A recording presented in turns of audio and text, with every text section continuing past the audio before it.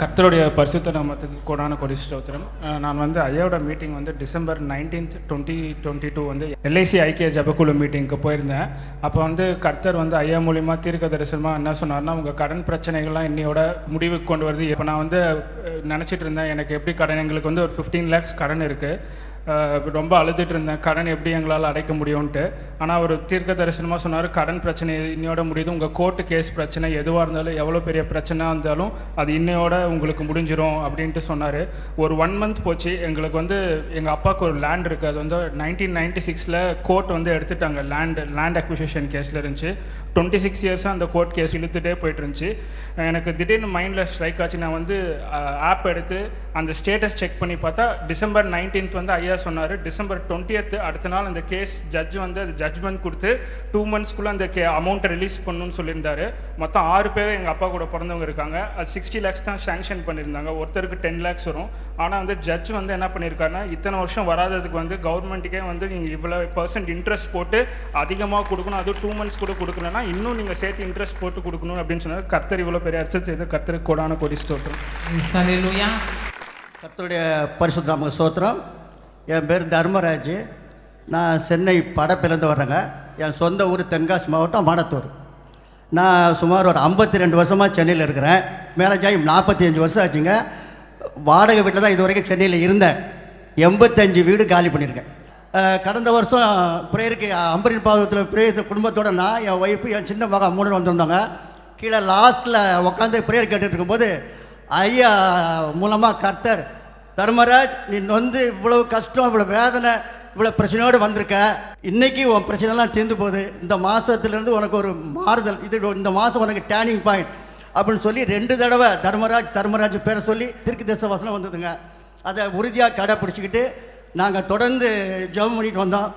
அதே நாளில் ப்ரேயரில் ஐயா சொன்னாங்க, உங்கள் தடைகளெல்லாம் நீங்கி இந்த மாதம் எல்லாத்துக்கும் சொந்தமாக வீடு கட்டுற மாதம் என்று ஸ்பெஷல் ப்ரேயர் அன்றைக்கி நடந்ததுங்க.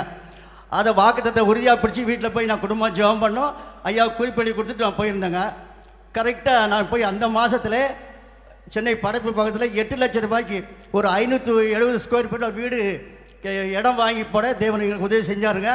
மட்டுமல்ல, கரெக்டாக 22 நாளில் என் பெரிய மகா மூலமாக, அப்பா உங்கள் மருமகனுக்கு வேலை இல்லாமல் இருக்குதுப்பா, நீங்கள் இடம் தான் சொல்லுங்கள் கட்டி தரேன்னு சொன்னாப்புல.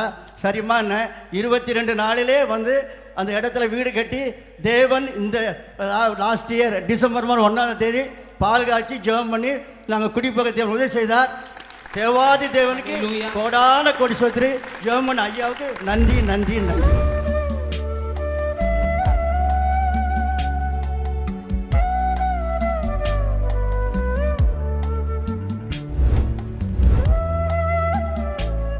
கிறிஸ்துவுக்குள் மிகவும் பிரியமான எனதருமை சகோதர சகோதரிகளே, நம்மை சிருஷ்டித்தவரும் நம்மை உண்டாக்கினவரும் நம்மை ஒருபோதும் மறந்து போகாதவருமாகிய இயேசு கிறிஸ்து வினையேற்ற நாமத்தினாலே உங்கள் எல்லாரையும் வாழ்த்தி ஆசீர்வதிக்கிறேன். அல்லேலூயா. எல்லாரும் சந்தோஷமாக இருக்கீங்களா? இப்பொழுது நாம் இந்த நாள் மங்கள வார்த்தைக்கு நேராக கடந்து செல்லுவோம். எடுத்து வாசிக்கலாம். எரேமியா தீர்க்கதரிசியின் புஸ்தகம் 29ஆம் அதிகாரம் 6வது வசனம் இப்படியாய் சொல்லுகிறது. வாசிப்போமா?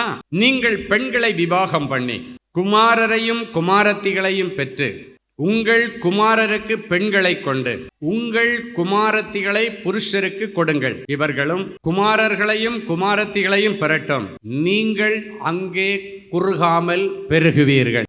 இன்னைக்கு விஞ்ஞானம் பெருகி போச்சு. உலகமே ஒரு மனுஷனுடைய கைக்குள்ளே வந்துருச்சு.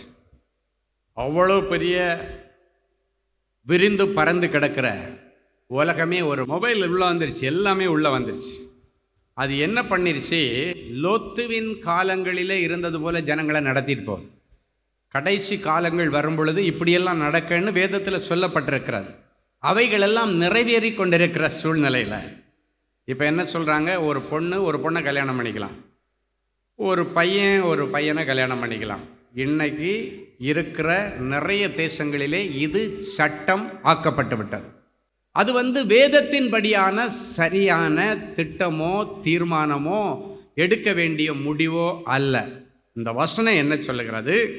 உங்கள் குமாரருக்கு பெண்களை கொண்டு அப்படின்னாச்சுன்னா உங்கள் பசங்களுக்கு பொம்பளை பிள்ளைங்களை கல்யாணம் பண்ணி வைங்க, உங்கள் குமாரத்திகளை புருஷருக்கு கொடுங்கள். இதுதான் பைபிள் சொல்லுது. ஆண்டவர் ஆதியிலே ஆதாமை ஏற்படுத்தி ஆதாமுக்கு இன்னொரு ஆம்பளை பையனை கொடுக்கல வாழ்க்கை துணையா, ஏவாளைத்தான் கொடுத்தான். என் அன்பு தேவனுடைய பிள்ளைகளை, இன்னைக்கு ஆண்டவரை விட்டு வழி விலக பண்ணக்கூடிய நிறைய காரியங்கள் நம்மளை சுற்றி நெருங்கி நிற்குது. அதான் வேதத்தில் ஒரு வசனம் இருக்குது, நம்மை சுற்றிலும் நெருங்கி நிற்கிற பாவங்கள். நம்மளை சுற்றி நெருக்கிட்டு இதை எடுத்துக்கோ எடுத்துக்கோ, இதை செய். இதில் எங்கேயும் நம்ம பிள்ளைகளோ பேர பிள்ளைகளோ சிக்கிடக்கூடாது. ரொம்ப கவனமாக இருக்கணும். அதுக்கு தான் இந்த வசனத்தை அழகாக ஆண்டவர் நீ போய் கல்யாணம் பண்ணிக்கப்பான்னு சொல்லலை. நல்லா கவனிங்க. இந்த வசனத்தில் சிறைப்பட்டு போன ஜனங்கள் இருக்கிற அந்த இடத்துல அங்கே இருக்கிற ஜனங்களை ஆண்டவர் ஆசீர்வதிக்கும் போது சொல்கிறாரு, ஏதோ ஒரு கல்யாணம் பண்ணிக்க அப்படின்னாச்சுன்னா நீ பையனுக்கு பையனையோ பொண்ணுக்கு பொண்ணையோ கல்யாணம் பண்ணிட்டு போனேன்னு கூட நீங்கள் எடுத்துக்கலாம். ஆனால் சொல்லப்பட்டிருக்கிறது, உங்கள் குமாரர்களுக்கு பெண் கொண்டு உங்கள் குமாரத்திகளுக்கு புருஷர்களை நீங்கள் கொடுங்கள் என்று சொல்லப்பட்டிருக்கு. ஒருவேளை உன் வீட்டிலும் உன் மகனோ மகளோ கூடாரவாசியாய் இருப்பதற்கு பதிலாக வனவாசியாய் சுற்றி கொண்டு இருக்கலாம். உன் பேச்சுக்கு மரியாதை கொடுக்காம இருக்கலாம். நீ எந்த காலத்தில் வாழ்கிறம்மா, அப்பா நீ எந்த காலத்தில் இருக்கிற, உனக்கு இதெல்லாம் தெரியாது, இதெல்லாம் உங்களுக்கு புரியாது என்றெல்லாம் சொல்லி கூட இருதயத்தை துக்கப்படுத்தி வேதனைப்படுத்தி என்ன செய்கிறதுன்னு வழி தெரியாம நீங்க இன்னைக்கு வந்திருக்கிறீங்க. நானே வழி என்று சொன்ன ஆண்டவர் சொல்கிறார். நான் வழி திறந்துட்டேன்னு சொல்றாரு. உன் கண்ணீரை கண்டு, உன் விண்ணப்பத்தை கேட்டு, உன் பிள்ளைகளுடைய எல்லா சிறைப்பையும் மாற்றி அவர்களை வாழ்ந்திருக்கும்படி செய்வேன் என்று சொல்லுகிறார். ஹல்லேலூயா. ஒருவேளை கல்யாணத்துக்கு உன் பிள்ளை சம்மதிக்கலைன்னு சொல்லி கண்ணீரோடு வந்திருக்கலாம். நிறைய வரன் வருது, ஆனால் இவன் சம்மதிக்க மாட்டேன்றா, என் பையன் சம்மதிக்க மாட்டேன்றான். என்ன செய்யுதுன்னு தெரியல. அடுத்தடுத்த பிள்ளைங்க இருக்குது. என்னையா செய்கிறது? வேதனையோடு வந்திருக்கிற, கண்ணீரோடு வந்திருக்கிற. உன் கண்ணீர் ஆண்டவர் துருத்தியில் சேர்த்து வச்சிருக்கிறாரு. யாரு கல்யாணம் வேண்டான்னு சொன்னாங்களோ அவளுடைய இருதயத்தில் இன்றைக்கு பேசுவார். அது உன் மகனாயிருக்கலாம், உன் மகளாயிருக்கலாம், உன் பேத்தியாயிருக்கலாம், உன் பேரனாயிருக்கலாம். இரவோடு இரவாக அவளுடைய இருதயத்தில் பேசி நாளைக்கு காலையில் நேரம் விடியும் பொழுது, அம்மா எனக்கு நீங்கள் மாப்பிள்ளை பார்க்கலாம், எனக்கு பொண்ணு பார்க்கலான்னு சொல்லுகிறதை அந்நிய கண்கள் அல்ல, இனி உங்களுடைய சொந்த கண்கள் அதை காணும். ஹல்லேலூயா. என்னென்ன காரியம் உன் பிள்ளையுடைய கல்யாணத்துக்கு தடையா இருக்கோ அந்த தடைகளை எல்லாம் உடைச்சி ஆண்டவர் ஒரு அற்புதத்தை செய்வார். வயசுக்கெல்லாம் அப்பாற்பட்ட அற்புதம் செய்கிறவர் நம்முடைய ஆண்டவர். போன வருஷம், அதுக்கு முந்தின வருஷம் வரைக்கும் எங்களுடைய ஆஃபீஸில், எங்கள் ஊழிய அலுவலகத்தில் 35 வயசு 38 வயசு 40 வயசு நிறைய பிள்ளைகள் திருமணமாகாமல் இருந்தார்கள். ஒரு நாள் திடீர்னு ஆண்டவர் என்கிட்ட பேசுகிறாரு, நீ ஊரில் உள்ளவங்களுக்கெல்லாம் கல்யாணம் ஆகாதவங்களுக்கெல்லாம் அழுது ஜெபம் பண்ணி கல்யாணம் எல்லாம் நடக்குதுப்பா, உன் கண்ணு முன்னால் 5-6 பிள்ளைங்க சுற்றுது பார்த்தியா, அதை நீ நினச்சி பார்த்தியா? அந்த பிள்ளைகளுக்காக ஒரு சொட்டு கண்ணீர் விட்டு ஜெபம் பண்ணியா? உன் கூட தானே ஊழியம் செய்கிறாங்க, ஊருக்கெல்லாம் ஜெபம் பண்ணுற, உன்னை சுற்றி இருக்கிற பிள்ளைகளை நீ விட்டுட்டியடா அப்படின்னாரு. நீ இருதயம் நொறுங்கி போயிட்டு.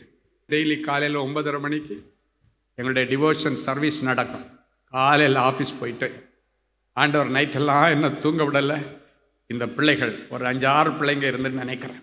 இந்த பிள்ளைகளுடைய திருமணத்திற்காக ஆண்டவர் இரவெல்லாம் என்கிட்ட பேசினார். இன்னிலேருந்து காலையில் டிவோஷனில் எல்லாருக்கும் ஜபிக்கிறீங்களோ இல்லையோ, நம்ம பிள்ளைகளுக்கு முதல்ல ஜபிக்கணும், நம்ம பிள்ளைங்க கரை சேரணும்.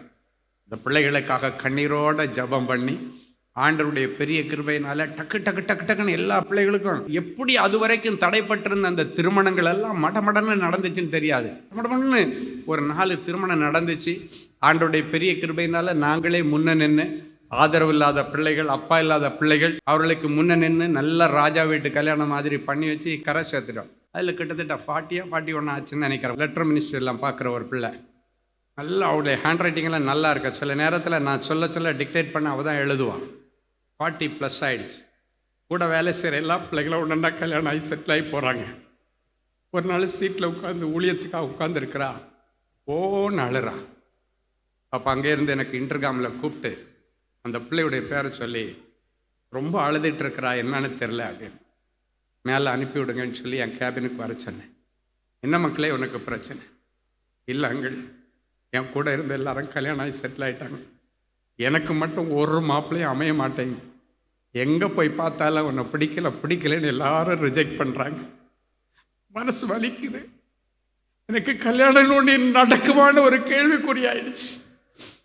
எல்லாரும் என்னை ரிஜெக்ட் பண்ணுறாங்க.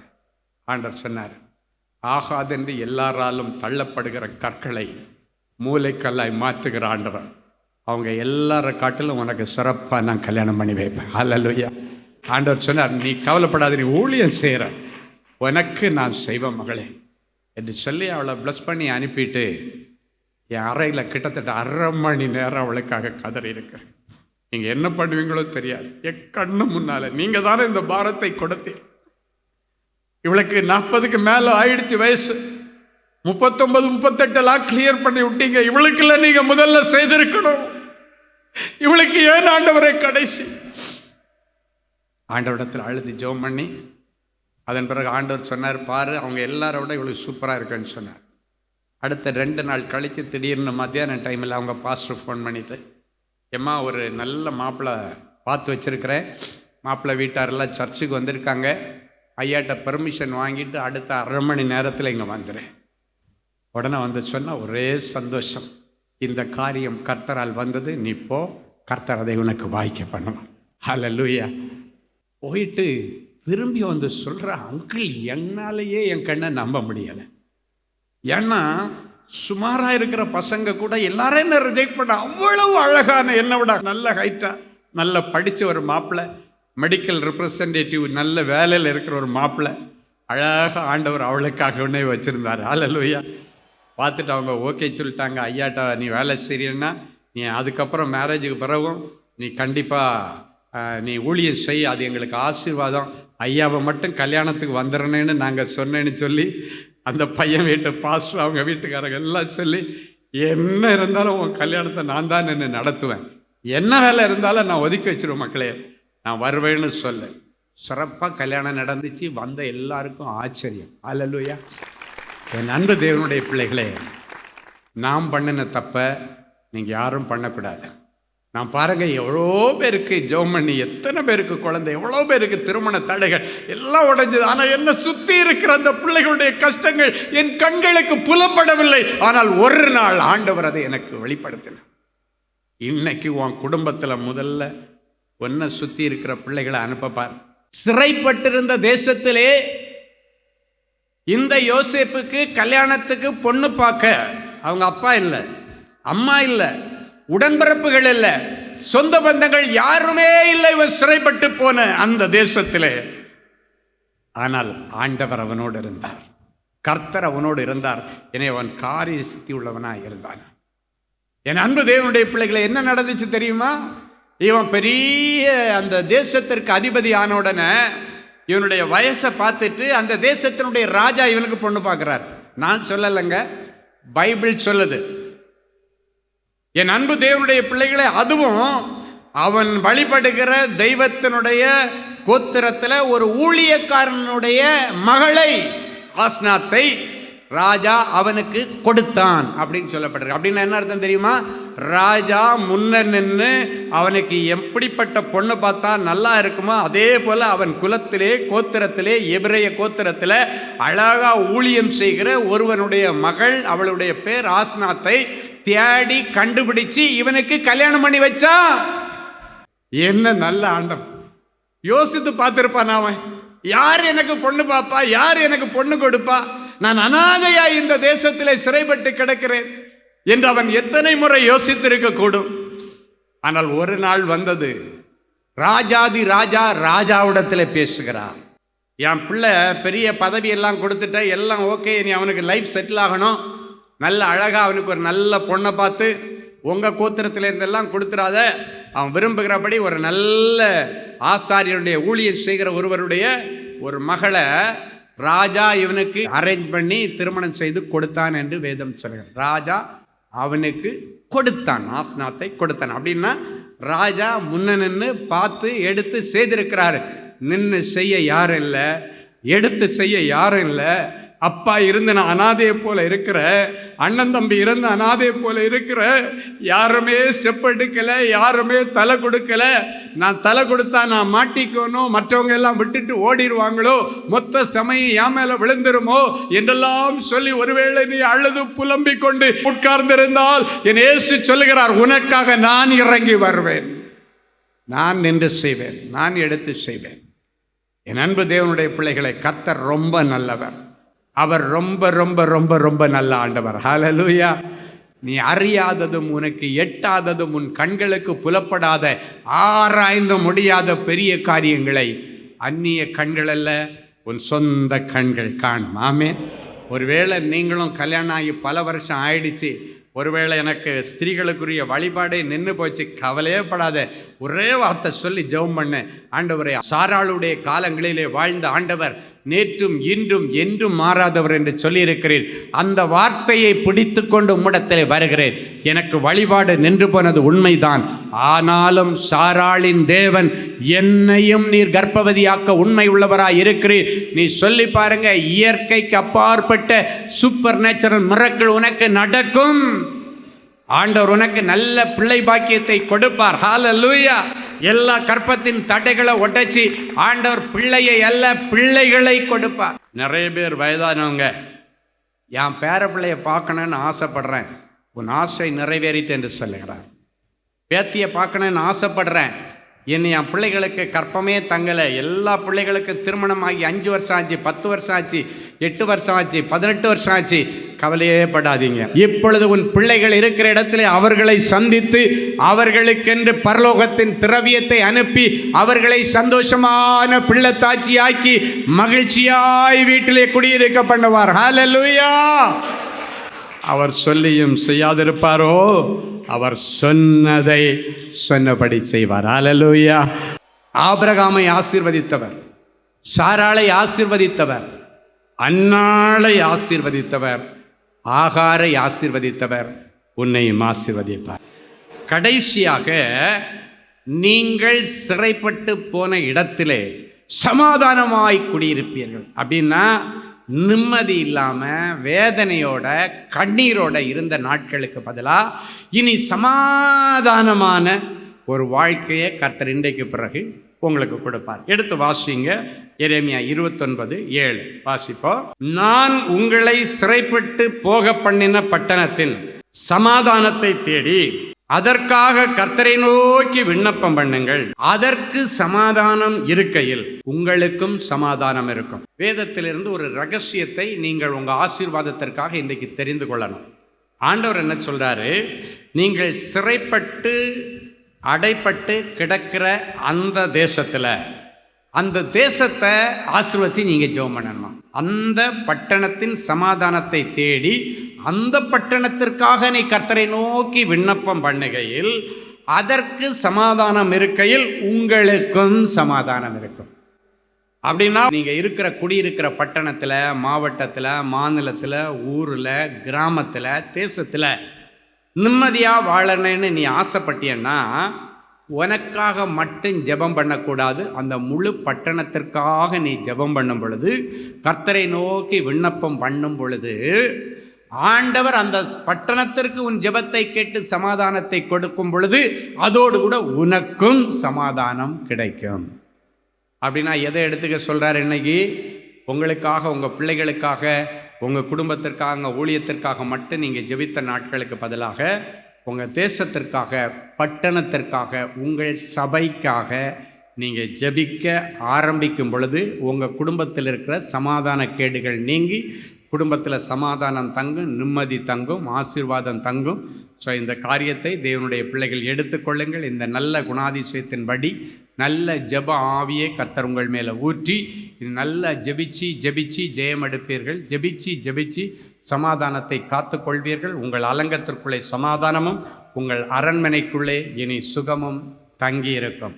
உங்கள் சமாதானத்தை கெடுத்த வியாதி எதுவாக இருந்தாலும் உங்களுக்கு சௌக்கியமும் ஆரோக்கியமும் வர பண்ணி வியாதிகளை எல்லாம் குணமாக்கி சத்தியத்திலே உங்களை நிலைநிறுத்துவேன் என்று கர்த்தர் சொல்லுகிறார். ஹல்லேலூயா.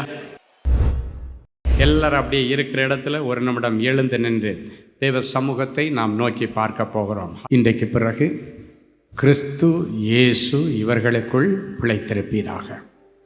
இவர்கள் சிறைப்பட்டிருக்கிற வீட்டிலே, பட்டணத்திலே, தேசத்திலே இவர்களுக்குள் அமர்ந்து சவாரி செய்து நீர் இன்றைக்கு பிரவேசிப்பீராக. நீங்கள் போகிற கையோட என் பிள்ளைகளுக்கு சாப்பிட்றதுக்கு ஒரு நல்ல வேலை, நிரந்தரமான வேலையை தாங்க. அரசாங்க எக்ஸாம் எழுதி நிறைய முறை பிள்ளைங்க ஃபெயிலாகி வந்துட்டாங்கப்பா. மத்திய பேரில் சீட்டு மிதந்தது மாதிரி என் பிள்ளைகளுடைய பேரில் ஒரு அரசாங்க உத்தியோகத்திற்கு சீட்டு மிதக்கும்படி நான் ஆசீர்வதித்து செபிக்கிறேன். பேங்க் எக்ஸாம் எழுதின பிள்ளைகள் உண்டு, வெளிதேசத்துக்கு போகிறதுக்காக எக்ஸாம் எழுதின பிள்ளைகள் உண்டுப்பா. எதுவாக இருந்தாலும் நீர் ஜெயம் கொடுக்கிற தேவன், யெகோவா நிசி, ஜெயம் கொடுக்கிற தேவனே, என் பிள்ளைகளுக்கு எக்ஸாமில் வெற்றியை கொடுத்து என் பிள்ளைங்களுக்கு நல்ல தேசத்தில் குடியுரிமை தார், நல்ல இடத்துல என் பிள்ளைகளுக்கு வேலையை தாங்க, பூட்டப்படாத ஒரு திறந்த வாசலை தாங்கப்பா.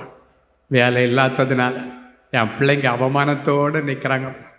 குடும்பத்தில் தாய் கூட வேலை இல்லாமல் தெண்டச்சோறு சாப்பிட்றேன்னு சொல்லி ஒரு வேளை திட்டி இருக்கலாம். உடன்பிறப்புகள் எல்லாம் வேலைக்கே போக மாட்டேன்றான். நீ ஊருக்கே வேதனை, எங்கள் குடும்பத்துக்கு வேதனை, நீ ஒரு வெட்டி ஆஃபீஸர் மாதிரி சுற்றுற என்றெல்லாம் சொல்லி ஒருவேளை வேதனையோடு அவமானமோடு இவர்களை பேசி இவங்க இருதயத்தை வேதனைப்படுத்தியிருக்கலாம்ப்பா. எங்கள் அம்மாவே இப்படி சொல்லிட்டாங்களே, எங்கள் அக்கா சொல்லிட்டாலே, ஒருவேளை கண்ணீரோடு என் பிள்ளைங்க இருக்கலாம்ப்பா. நான் எவ்வளோ வாய்ப்பு தேடுறேன், எனக்கு வேலை கிடைக்கல ஆண்டவரே, நான் என்ன பாவம் பண்ணுறேன்னு சொல்லி ஒருவேளை கண்ணீரோடு என் பிள்ளைங்க நிற்பாங்கன்னா, என் பிள்ளைகளுடைய கண்ணீரை கேட்டு யார் வெட்டி ஆஃபீஸர்னு கிண்டல் பண்ணாங்களோ அவங்க முன்னால் பெரிய அரசாங்க அதிகாரியாக, ஆஃபீஸராக ஆண்டவரே நீர் அவர்களை அலங்காரம் பண்ணும்படி செபிக்கிறேன். நீ சிறியவனை புழுதியிலிருந்து எடுத்து எளியவனை குப்பை மேட்டிலிருந்து உயர்த்து ராஜாக்களோடு பிரபுக்களோடு உட்கார வைத்து அழகு பார்க்கிற தேவன் அல்லவா நீ. என் பிள்ளைகளை ராஜாக்களோடு பிரபுக்களோடு உட்கார வைத்து நீர் அழகு பார்ப்பீராக. அப்பா, எந்தெந்த பிள்ளைங்க வேலையில் எனக்கு நிரந்தரமாக நிற்க முடியலை, இங்கே 5 மாதம், அங்கே 6 மாதம், இங்கே 2 மாதம் அடிச்சு பண்ணி நிரந்தரம் இல்லாமல் இவங்க காலை நிற்காமல் நிற்கிற பிள்ளைங்கள் உண்டப்பா. எனக்கு நிரந்தர வேலையில் நிற்கிற பிள்ளைகளை பார்த்து யாக்கோபே, யாக்கோபே, என் மகனே, என் மகளே, நீ வேறொன்று வா என்று கர்த்தர் சொல்லுகிறேன். நீ வேறொன்று வா என்று கர்த்தர் சொல்லுகிறேன். வேறொன்று வா, வேலையில் நீ வேறொன்று வாய், உன் ஊழியத்திலே வேறொன்று வாய், உன்னுடைய வியாபாரத்தில் நீ வேறொன்று வாய். மகனே, மகளே, எப்படி கேதுரு மரம் அசையாமல் நிலையாய் நிற்கிறதோ, லீபனோனின் கேதுருவை போல வேறொன்று வாய். இந்த வார்த்தைக்காய் உமக்கு நன்றி, உமக்கு நன்றி, உமக்கு நன்றி. மட்டுமல்லப்பா, குடும்பத்தில் நிம்மதி இல்லை, பிள்ளைகளால் நிம்மதி இல்லை, புருஷனால் நிம்மதி இல்லை, வாழ வந்த மருமகளால் நிம்மதி இல்லை, மருமகனால் நிம்மதி இல்லை. கண்ணீரோடு வந்திருக்கிற என் பிள்ளைகள் குடியிருக்கிற பட்டணத்திற்காக ஜெபிக்கிற ஒரு ஜெப ஆவியை இவர்களுக்குள்ளே எப்பொழுது போடுவீராக. ஒரு விண்ணப்பத்தின் ஆவி கண்ணீரோடு அழுது புலம்பி ஆண்டவரே அந்த ஆத்துமாக்களுக்காக அழுது ஜெபிக்கிற அந்த பட்டணத்தில் ஆண்டவரை குறித்து அறியாத ஆத்துமாக்களுக்காக கண்ணீரோட கதறி ஜெபிக்கிற அந்த கிருபை என் பிள்ளைகளுக்கு தாரம். பட்டணத்திற்காக, இவருடைய குடும்பத்திற்காக, சபைக்காக இவர்கள் ஜெபிக்க ஆரம்பிக்கும் பொழுது இவருடைய சிறையிருப்புகள் மாறட்டும். ஜெபிக்க ஆரம்பிக்கும் பொழுது அவர்களுக்கு சமாதானத்தை கொடுக்கிற ஆண்டவர் அதன் நிமித்தம் உங்களுக்கும் சமாதானத்தை தருவேன் என்று சொல்லி சமாதானத்தை கட்டளையிடும் இயேசுவின் மூலம் பிதாவே, ஆமேன், ஆமேன். ஜெனசிஸ் கிரியேஷன்ஸ் மீடியா அகாடமியில் 3 மாதங்களில் தொழிற்கல்வி சான்றிதழோடு video editing, videography, photography, drone piloting, studio recording, Photoshop, live streaming, live video mixing and live sound mixing ஆகிய தொழிற்கல்விகள் பயிற்றுவிக்கப்படுகிறது. புது தொழில் நுணுக்கங்களுடன் குறைவான கட்டணத்தில் நிறைவான தொழிற்கல்வி பெற்றுக்கொள்ள உங்கள் எதிர்கால கனவை நினைவாக்க எங்களது ஜெனசிஸ் கிரியேஷன்ஸை இன்றே தொடர்பு கொள்ளுங்கள். மேலும் விவரங்களுக்கு 7824850999 என்ற எண்ணை தொடர்பு கொள்ளுங்கள். கிறிஸ்துவுக்குள் அன்பானவர்களே, ஆண்டவராகிய இயேசு கிறிஸ்துவின் இனிய நாமத்தில் அன்பின் வாழ்த்துக்கள்.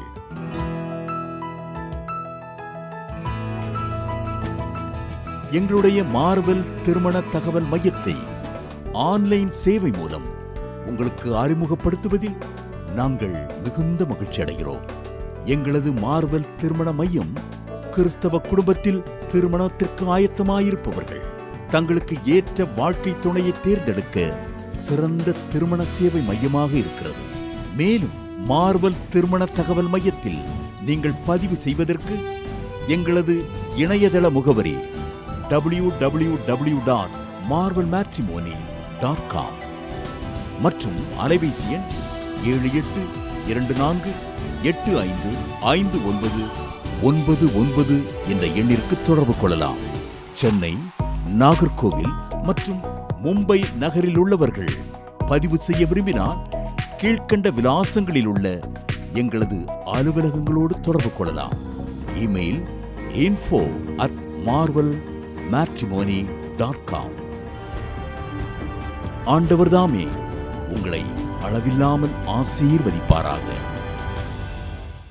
அன்பு தேவனுடைய பிள்ளைகளே, இந்நிகழ்ச்சியின் மூலம் நீங்கள் பெற்றுக்கொண்ட ஆசீர்வாதங்களை உங்கள் ஜெப விண்ணப்பங்களையும் அனுப்ப வேண்டிய முகவரி தேவனின் அன்பு ஊழியங்கள், எண் 340B பார் 1A 3B1 Vinayak avenue, OMR road, Okkiyam, Thoraipakkam, Chennai 600097. இது இந்தியன் ஆயில் பெட்ரோல் பங்க் எதிரில் அமைந்துள்ளது மற்றும் காக்னிசன்ட் டெக்னாலஜி சொல்யூஷன்ஸ் அருகிலும் அமைந்துள்ளது. மின்னஞ்சல் prayer@godsloveministries.co.in.